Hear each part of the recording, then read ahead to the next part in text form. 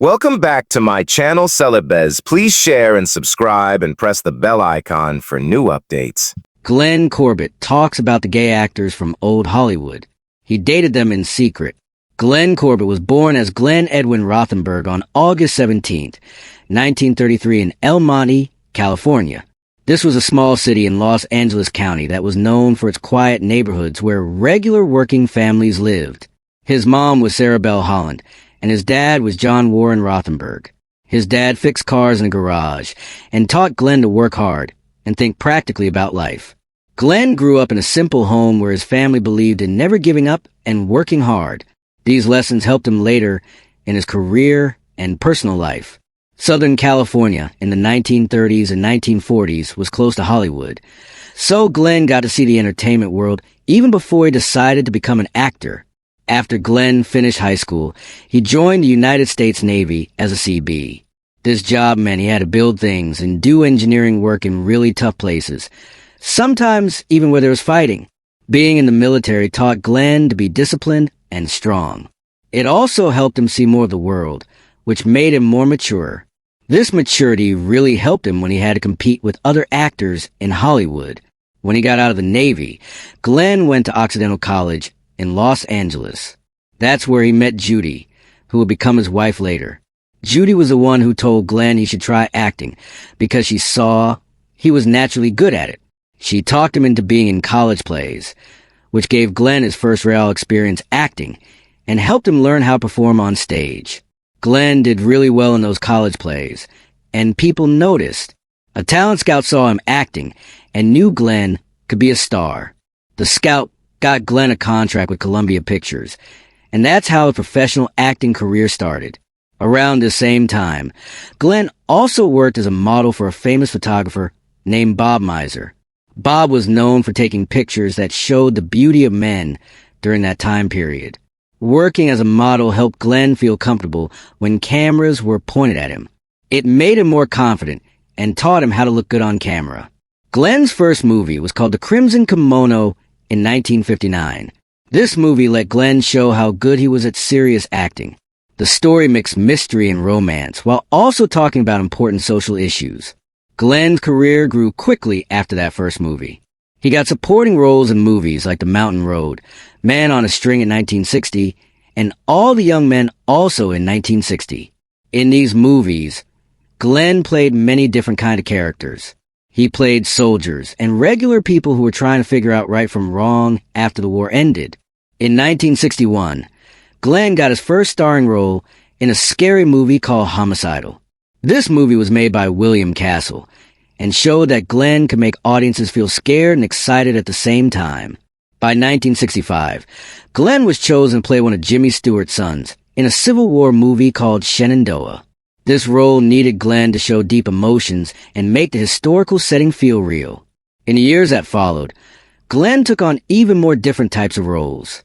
He starred as Pat Garrett in a Western movie called Chisholm in 1970, where he acted alongside the famous John Wayne. This movie proved that Glenn was really good at Western films. He worked with John Wayne again in 1971 in a movie called Big Jake, where he had another important co-starring role. Glenn kept choosing different kind of movie roles to show his range as an actor. He appeared in Nashville Girl in 1976, which was a drama about the problems people face in the music business. He also acted in Midway in 1976, a big war movie where Glenn had to show bravery and strength during important historical battles. Glenn's television career was just as busy and successful as his movie career. In 1963, something important happened when Glenn replaced George Meharis on the TV show Route 66. Glenn took over the role of Lincoln Case, a complicated and moody character who traveled all across America trying to find meaning in his life. He worked alongside Martin Milner during the third and fourth seasons of the show. Glenn brought new excitement to the series and proved he could fit right into a group of actors who had already been working together. In 1964 and 1965, Glenn appeared on a show called 12 O'Clock High, where he played Lieutenant Tom Lockridge for 2 episodes. This role let Glenn show once again how good he was at playing military characters.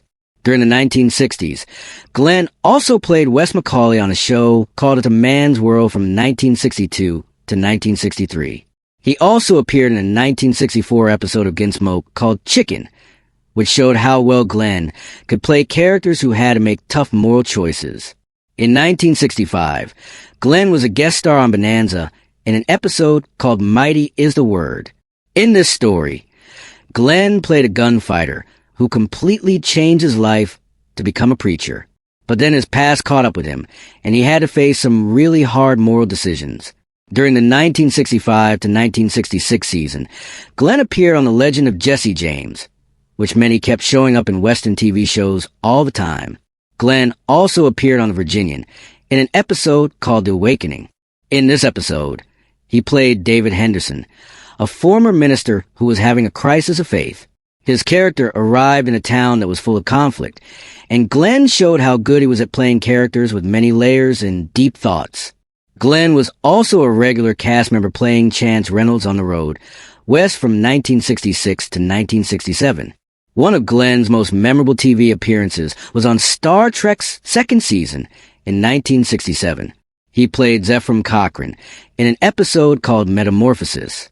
Zephram Cochrane was the inventor of the warp drive, which was super important in the Star Trek universe. This role left a lasting impression on science fiction fans who still remember Glenn's performance today.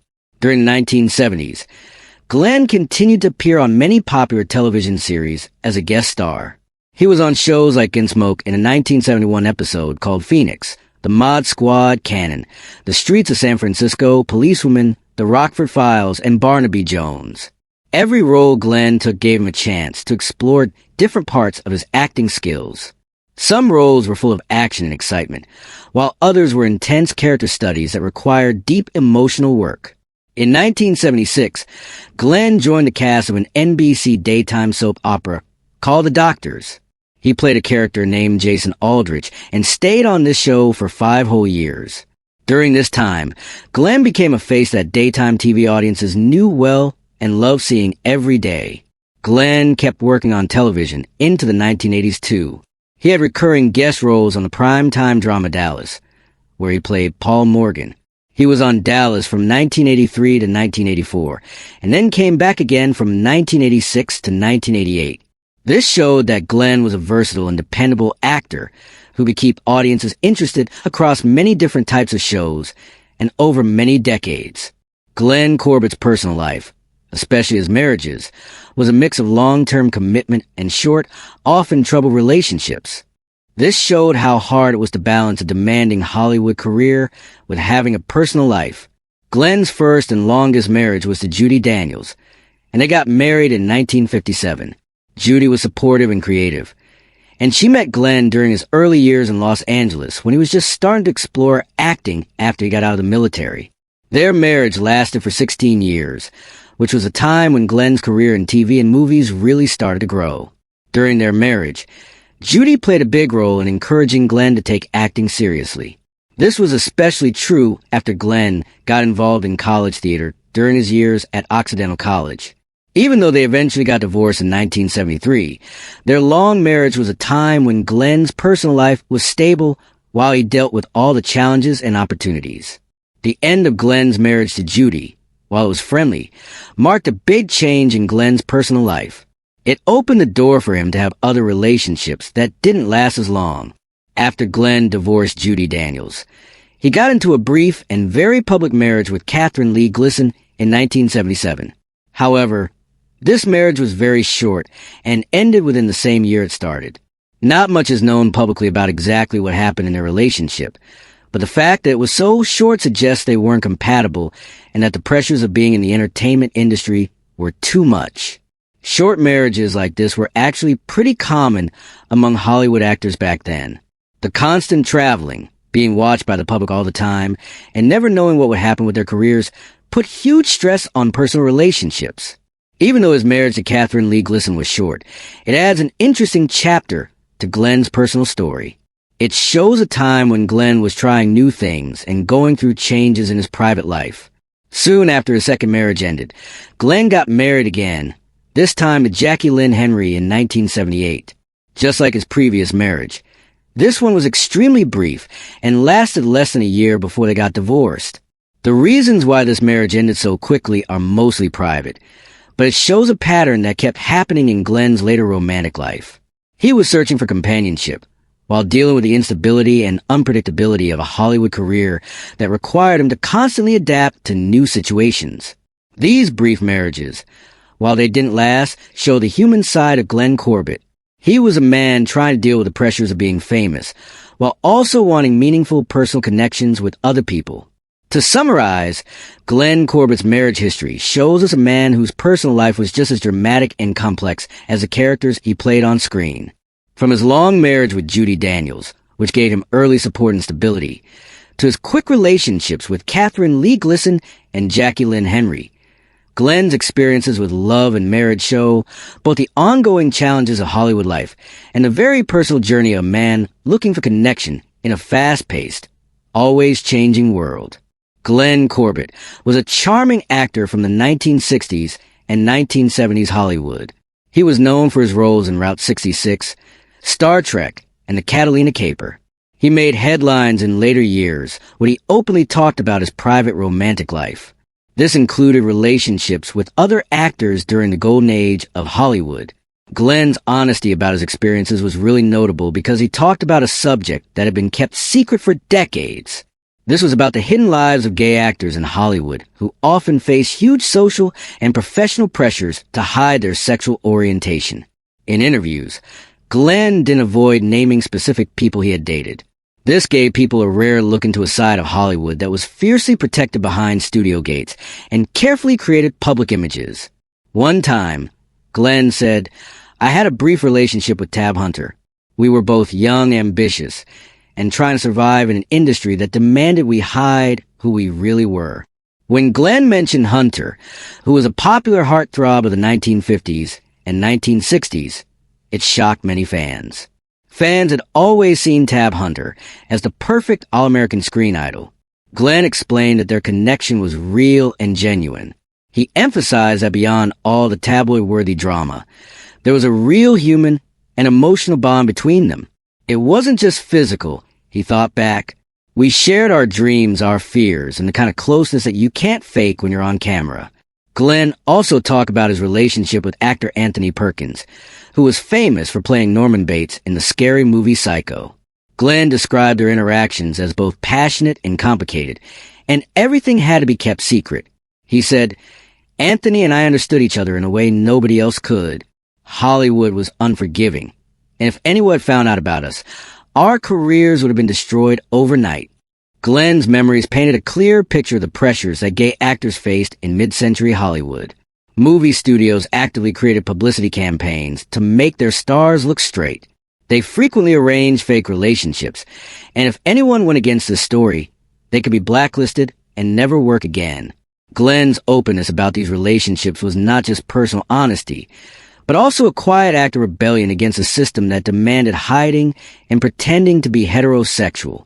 Glenn often thought about how the secrecy shaped the way he approached relationships and closeness. He noted, "When everyone around you is pretending, you learn to be both invisible and super aware of everything." It was exciting and terrifying at the same time. Beside Hunter and Perkins, Glenn hinted that he had other secret connections with lesser-known actors. He also mentioned rising stars of that time, but he partially kept their names private out of respect for their privacy. Glenn noted that many of these people went through similar struggles. They had to balance the need to survive professionally with the desire to express who they really were. There were nights at the Chateau Marmont where you felt like you were living two completely different lives at once. Glenn remembered, one life of the world to see and one life for yourself, filled with laughter, longing, and sometimes heartbreak. Glenn emphasized that these relationships weren't just sensational stories for people to gossip about. They were experiences that really shaped him and influenced how he understood love, loyalty, and trust. Glenn's thoughts show us the courage that was needed to keep real connections going in an environment that punished people for telling the truth. His stories reveal the human cost of Hollywood's strict moral appearance that everyone had to maintain. By openly naming specific people and talking about the details of these secret relationships, Glenn helped create a broader understanding of Hollywood history. He especially helped people understand the hidden networks of LGBTQ+ actors whose personal lives were systematically erased or hidden from the public. Glenn's stories give modern audiences insight into the emotional and psychological worlds of stars who had to live double lives. His experiences highlight how personal desires intersected with professional survival needs. Glenn's honesty, even decades after these relationships ended, serves as both historical testimony and a reminder of how resilient people were. These were individuals who looked for love and closeness while dealing with the pressures of one of the world's most watched industries. In Glenn's own words, "We loved in whispers and shadows, but it was real, and I would never deny that part of my life. It made me who I am." In January 1993, Glenn Corbett, the talented and versatile actor known for his work in both movies and television, sadly passed away at the relatively young age of 59. His cause of death was lung cancer, a disease that had been making his health worse, and worse in the years before he died. Glenn's fight with this aggressive illness was kept private, which showed his character as a reserved and dignified person who often kept his personal struggles away from the public eye. When he died, he was getting medical care at the Veterans Administration Hospital in San Antonio, Texas. This was a special hospital that provided medical services to former members of the United States Armed Forces. This detail shows us another part of Glenn's life, his service to his country.